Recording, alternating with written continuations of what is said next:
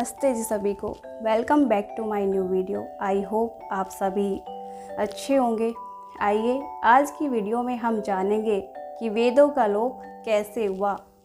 वेद में अनेक स्थान पर कहा गया है कि वेदों को पढ़ने का अधिकार प्रत्येक मनुष्य को है और यज्ञ करने का अधिकार भी प्रत्येक मनुष्य को है। लेकिन जो स्वयंभू मजहबी धर्म के ठेकेदार लोग जो शूद्र या नारी आदि को वेदाध्ययन या यज्ञ अनुष्ठान के लिए विरोध करते हैं, ऐसे लोग वेदों के हितैषी नहीं अपितु शत्रु हैं। ऐसे लोग ही वैदिक संस्कृति के प्रचार प्रसार में बाधक है। वे मानवता के शत्रु ईश्वर विरोधी हैं। अब यहाँ पर प्रश्न यह उठता है कि वेदों का लोप कैसे हुआ, तो आइए जानते हैं। आपको बता दूं, भारत ही नहीं बल्कि पूरे विश्व में वेदाध्ययन परंपरा प्रचलित थी। लेकिन दुर्भाग्यवश जब वेदों के स्थान पर इन रूढ़िवादी पुराणपंथियों ने अपने कुतर्कों के आधार पर अधिकांश जनता को न केवल वेदों को पढ़ना पढ़ाना बल्कि उनके दर्शन करना तक भी प्रतिबंध कर दिया। और तो और ईश्वरीय ज्ञान वेदों के स्थान पर मानव द्वारा कल्पित ग्रंथों को बढ़ावा दिया जाने लगा और कहा जाने लगा कि वेदों को नरकासुर उठाकर ले गया।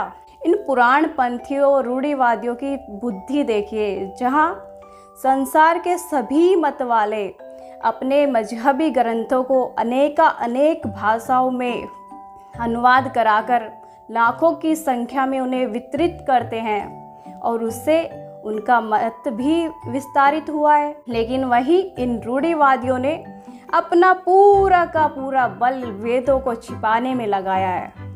इससे वैदिक धर्म और वेद अध्ययन परंपरा दोनों में ह्रास होता चला गया। अभी आपको कुछ सालों की पहले की एक घटना मैं बता दूं जो मेरे साथ हुई।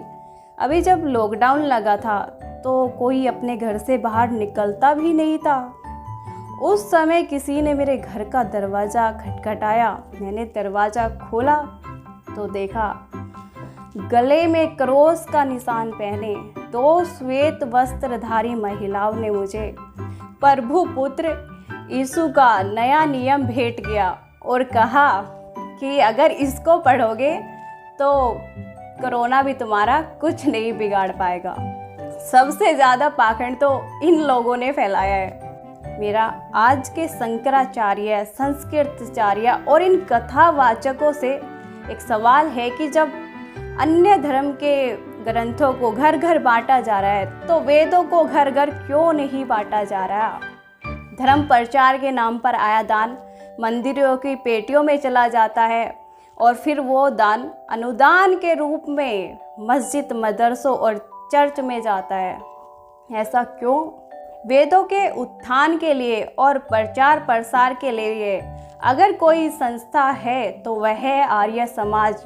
महर्षि दयानंद जी पहले व्यक्ति थे जिन्होंने कहा कि वेदों की ओर लौटो, और इतना ही नहीं कहा, ये भी इससे और भी बढ़कर कहा कि वेद को पढ़ना पढ़ाना सुनना सुनाना प्रत्येक मनुष्य का परम धर्म है, चाहे वह फिर किसी भी जाति धर्म मजहब से हो। आज आप किसी मंदिर में जाइए और वहाँ पे वेदों के दर्शन के लिए कहिए, शायद ही भारत का या अन्य विश्व में कोई ऐसा मंदिर होगा जो आपको वेद भगवान के दर्शन करा दे। लेकिन हाँ, अगर आप संसार के में स्थापित किसी भी आर्य समाज मंदिर में जाएंगे तो वहाँ पे आपको वेदों के संहिता ग्रंथ अवश्य देखने को मिलेंगे और साथ में यज्ञ कुंड भी देखने को मिलेंगे। भगवान श्री राम और श्री कृष्ण जिन वेदों को पढ़ा करते थे वो वेद आज आर्य समाज में रखे हुए हैं और रखे ही नहीं है, उनका प्रतिदिन अध्ययन भी होता है। भगवान श्री राम और श्री कृष्ण जिन वेदों को पढ़ा करते थे वो वेद आज आर्य समाज में रखे हैं और रखे ही नहीं है, उनका प्रतिदिन वहाँ अध्ययन भी होता है। इसलिए असली मंदिर तो आर्य समाज है। आप भी अपने आसपास के आर्य समाज मंदिर में जाइए और वेदों के दर्शन कीजिए।